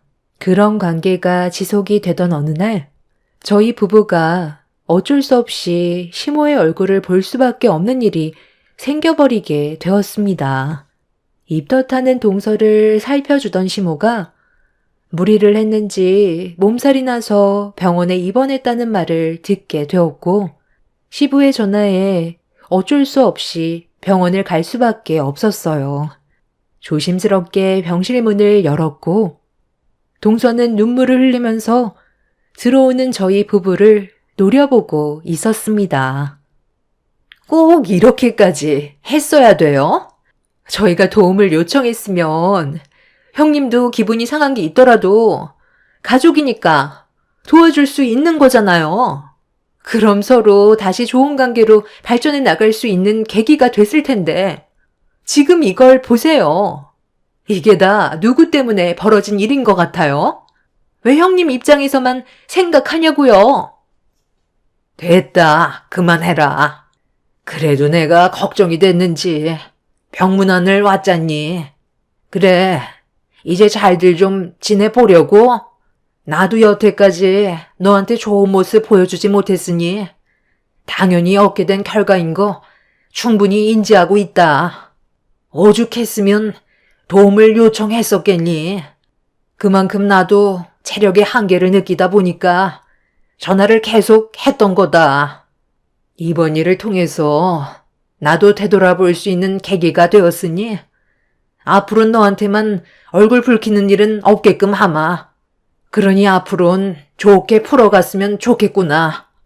막내 며느리가 박사학위에 대기업에서 일을 하고 있지만 얘도 흠이 없는 건 아니잖아. 대학 시절 때 부모가 한날 한시에 사고로 세상을 떠났을 때 얼마나 힘들었겠어? 너는 그래도 부모님은 다 계시잖니? 막내 며느리는 부모 없이 이 험한 세상을 살아왔으니 가족과의 관계를 어떻게 만들어가야 하는지 서툴 수도 있고 네가 좀 더 그런 부분에 대해서 이해를 해주면 서로 웃으면서 지낼 수 있을 것 같은데 그렇게 해줄 순 없겠니? 과거의 일들 모두 잊어버리고 다시 시작하자. 형님, 제가 전에 실수한 행동에 대해서는 정말 죄송해요. 앞으론 잘할 테니까 이제 그만 기분 좀 푸세요. 서로 웃으면서 지내면 좋잖아요. 시모와 동서를 바라보던 저는 아무 말 없이 묵묵히 두 사람을 쳐다만 봤어요. 또다시 제가 겪게 될 아픔이 생기게 될까봐 걱정이 되었지만 상황이 너무 안 좋다 보니 어쩔 수 없이 마지막으로 한 번만 더 믿어보기로 하고 제가 도와줄 수 있는 것들이 있다면 해결해 주기로 했었죠. 남편도 그런 제 결정에 존중해 주면서 다시 처음부터 시작된 시댁 생활은 며칠간 서로를 배려하면서 좋은 관계를 유지할 수 있었고 큰 문제는 없었습니다. 큰일을 한번 치르고 나니 시모와 동서는 항상 제 눈치를 보면서 분위기를 살폈어요. 저 또한 서로의 감정을 건드리지 않으려 최대한 조심하고 있었죠. 그런데 어느 날 입덧 때문에 고생을 하던 동서가 저에게 묵은지찜이 먹고 싶다며 부탁하길래 제대로 먹지 못하는 동서와 뱃속에 있는 아기가 걱정이 돼서 그날 저녁 시댁에서 함께 저녁을 먹기로 결정을 하게 되었습니다. 보통은 반찬을 미리 만들어서 주말에 시댁에 주고 오는 정도였는데 동서가 가족들끼리 저녁에 먹고 싶다는 말에 남편도 퇴근하면 시댁으로 오라고 연락을 한 뒤 묵은지찜을 하기 위해 마트에 들러 고기 좀 사서 시댁으로 들어갔어요. 시모와 동서는 저를 보며 밝은 얼굴로 반겨주었고 시모는 제 옆으로 다가와서 눈치를 보더니 도와줄 거 없냐고 물어보시길래 혼자서 음식을 준비하는 게 편했던 저는 동서 옆에 있어주는 게 좋을 것 같다고 말씀드렸습니다. 그렇게 정신없이 저녁 준비를 끝낸 뒤 가족들이 모이길 기다리고 있었는데 갑자기 동서가 주방으로 들어오더니 묵은지찜 냄새가 너무 역하다면서 치워달라며 짜증을 내고 있었습니다. 쳐다보는 것조차 싫다며 경기를 일으키길래 너무 당황스러웠었죠. 갑자기 먹고 싶지가 않다니. 좀 전까지만 해도 배고프다고 난리도 아니었잖아. 동서가 먹고 싶다고 그래서 오늘 저녁 가족들과 함께 다 같이 먹으려고 양도 많이 준비했는데 이걸 어떻게 치우라고.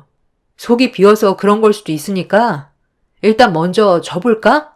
힘들게 준비했는데 조금이라도 먹어봐야 하지 않겠어? 아, 진짜 제 말 안 들려요? 당장 치우라고 했잖아요. 냄새가 역한데 어떻게 먹으라는 거예요? 좀 더 일찍 준비했으면 먹어보기라도 했을 텐데 지금은 먹고 싶지 않아요. 어떻게 된 게 얘는 입덧이 점점 심해지니? 밥 먹기 전에 비위상해서 목구멍으로 넘어가겠니? 너는 그거 하나 딱딱 못 맞춰서 얘 밥도 못 먹이고 이게 뭐니? 동서 혼자 먹을 음식을 하는 것도 아니고 가족 전체가 저녁을 먹어야 하니까 어쩔 수 없이 많이 할 수밖에 없었는데 왜 또 저한테 탓을 돌리는 거예요? 항상 뒤에서 지켜봤었는데 너는 손이 너무 느려.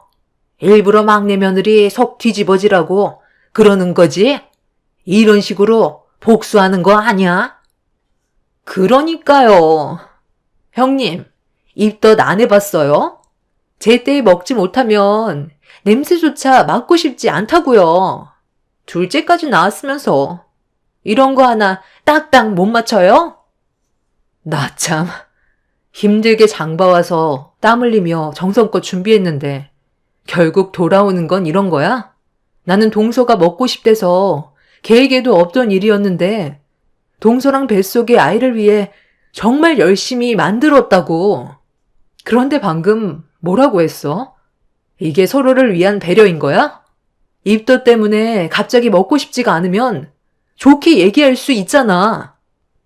임산부 배려는 당연한 거라고요. 어찌됐든 지금은 먹고 싶지 않으니까 다른 음식 해주세요. 갑자기 백숙이 먹고 싶어요. 당장 장봐와서 해주면 좋겠어요. 아유, 그래, 그렇게 해줘라. 백숙 먹고 싶다는데 어쩌겠니? 임산부인데 네가 이해해줘야지. 기분이 그때그때마다 달라지는 거 너도 잘 알잖니. 묵은지찜은 일단 치워버려라. 얘가 냄새 때문에 곤욕스러워하는데 어쩔 수 있겠니? 일단 방으로 들어가서 좀 쉴까? 아니면 소파에 앉아 있을래? 아니요. 저 혼자 방으로 들어갈게요. 한숨 자고 나올 테니까 백숙 준비해 주세요. 정 힘들 것 같으면 배달이라도 시키던가요. 아유, 진짜. 밥 한 끼 먹는 거 정말 힘드네. 동서의 행동에 어이가 없어서 할 말을 잃어버려 방으로 들어가는 모습을 멍하니 바라보고 있는데 갑자기 시모가 뭐 하나 마음에 드는 구석이 하나도 없다며 제 뺨에 손을 올리려 하길래 너무 놀라 피하면서 뭐 하는 짓이냐고 소리를 지르려는 순간 때마침 시댁 식구들이 하나둘 집으로 들어오자 시모는 거실 밖으로 나갔어요. 시모의 행동에 충격을 받은 상태에서 남편은 주방에 서 있는 저에게 다가오더니 표정이 좋지 않은 걸 눈치챘는지 무슨 일이냐고 물어보길래 좀 전의 상황을 설명했어요. 그리고 제 말이 끝나자마자 남편은 제 얼굴에 손을 올리려 했다는 거에 분노를 가라앉히지 못했어요. 이런 와중에 동서는 방에서 급하게 나와 화장실에서 입덧을 한 뒤 힘겹게 걸어 나왔는데 그런 동서를 보자마자 안 좋은 대화를 주고 받았습니다. 시동생은 남편한테 뭐 하는 거냐고 목소리를 높이면서 갑자기 밖으로 뛰쳐나간 동서를 뒤따라 나갔어요. 집안은 조용해졌지만 이미 풍비박산 난 거나 다름없었죠. 시부는 소파에 주저앉아 또다시 이런 일이 벌어진 거에 대해 괴로워하고 있었어요. 그렇게 한참 동안 정적이 흐른 뒤 동서내외가 다시 집으로 들어왔는데 남편은 동서내외를 보자마자 입을 열었습니다. 이 망할 놈의 집구석. 내가 오늘 바로 잡을 거니까 둘 다 당장 무릎 꿇어. 재수 씨는 사람이 왜 이렇게 이기적이고 가족 간에 분열을 만드는 거야? 입덧 때문에 먹고 싶은 마음이 없어졌으면 좋게 설명하면 되는 거지. 꼭 이런 식으로 나왔어야 돼? 앞으로 조심하겠다면서. 지금 집안 꼴을 보라고?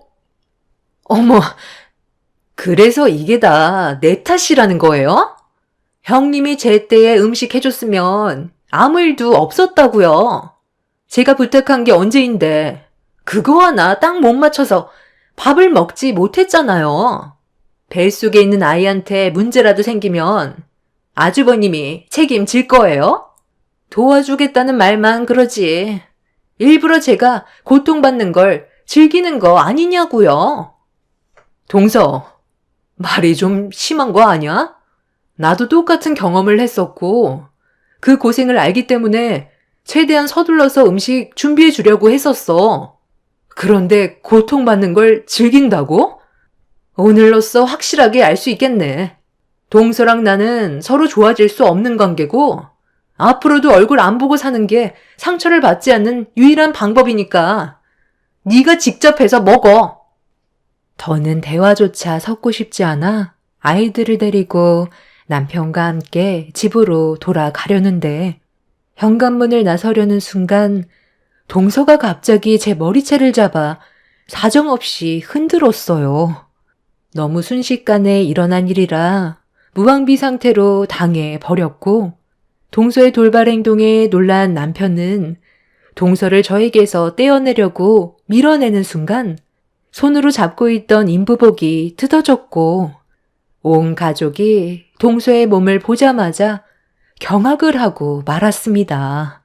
제 눈에 들어온 건 동서의 임신한 몸이 아닌 임신 체험복을 착용하고 있었고 그걸 보게 된 가족들은 할 말을 잃어 동서의 몸을 빤히 쳐다만 보고 있었네요. 시동생이 급하게 동서의 몸을 숨겼지만 이미 모두가 거짓 임신이었다는 걸 알게 되어버려 화가 머리끝까지 올라온 상태였죠. 동서도 많이 당황했는지 시동생 등 뒤에 숨어서 아무 말도 하지 못하고 있었어요. 그런데 갑자기 화장실로 달려가 또다시 입덧을 하기 시작했고 시모는 그 모습을 보면서 이미 임신이 아닌 거 모두가 알게 됐는데 그만하고 나오라며 가만두지 않겠다고 화를 냈습니다. 동서가 잠시 뒤 화장실에서 나오자마자 시모는 동서의 머리채를 잡아 사정없이 흔들자 시동생이 뜯어 말렸는데 갑자기 동서가 그 자리에서 정신을 잃고 쓰러져 버렸어요. 시모는 그만 연기하라면서 발길질을 했는데 꿈쩍도 하지 않길래 뭔가 문제가 생겼다는 걸 뒤늦게 알게 된 가족들은 서둘러 119에 도움을 요청하게 되었고 그렇게 응급실로 실려가게 된 동서는 입원을 하게 되었습니다. 갑자기 정신을 잃었던 건 숨기려 했던 일들이 드러난 거에 대한 충격 때문인 줄 알았는데 의사는 정밀 검사를 해보는 게 좋을 것 같다며 심각한 얼굴을 하고 있었어요. 뭔가 불길한 느낌이 들긴 했었지만 별일 아니라고 생각할 수밖에 없었죠. 동서가 임신인 걸 속이고 그동안 연기를 하면서 가족들을 부린 거 외에는 딱히 문제가 보였던 적은 단 한 번도 없었거든요.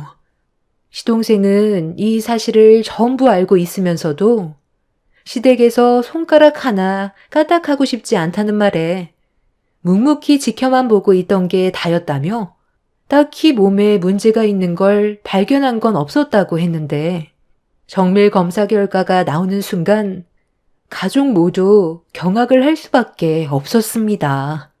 동서가 지금까지 입덧을 했던 건 위암 때문이었고 이미 이기가 지나가는 시점이었어요. 이 사실을 알게 된 가족들 모두 눈앞에 보이는 현실을 믿을 수가 없어 동서를 한심하게 쳐다볼 수밖에 없었습니다. 그러니까 마음을 곱게 써야지. 괜히 깨부려서 이게 지금 무슨 상황이니? 이런 연기를 하지 않았다면 네가 위암이라는 걸 바로 알았을 거 아니야? 어머님, 죄송해요. 저도 이럴 생각까지는 없었는데 입던 연기를 하다 보니 저도 모르게 상상 임신이 된 것처럼 몸에 조금씩 변화가 와서 그냥 그러려니 했던 거였어요. 제 몸에 암이 생겼는지는 꿈에도 몰랐었다고요. 저는 아이 가지는 게 두려워서 나중에 입양할 생각을 가지고 있어서 잘만 숨기면 걸리지 않을 줄 알았는데 생각이 짧았던 것 같아요. 용서해 주세요. 앞으로 정말 잘할게요. 어머님이랑 형님 도움 없이 제가 어떻게 살아갈 수 있겠어요? 시모는 시동생에게 당장 갈라서라며 병실 밖으로 나갔고, 저희도 그 모습을 더 이상 보고 싶지 않아 시모를 뒤따라 나왔습니다. 하지만 시부와 시동생은 동서를 한 번만 봐달라며 설득을 시키고 있었으나 이미 상처를 너무 많이 받았던 터라 마음이 열릴 것 같지는 않았습니다. 이번 달 말에 동서는 수술 계획이 잡혀 있어요.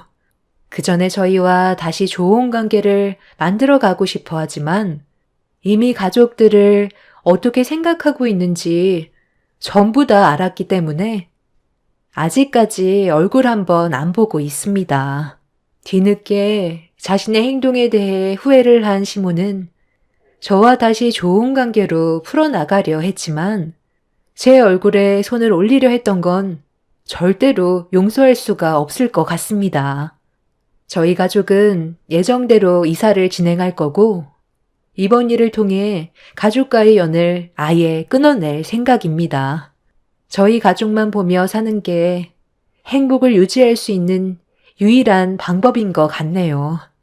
암이라고 도와달라며 손을 내미는 동서도 자신의 이기적인 모습을 되돌아봤으면 좋겠어요.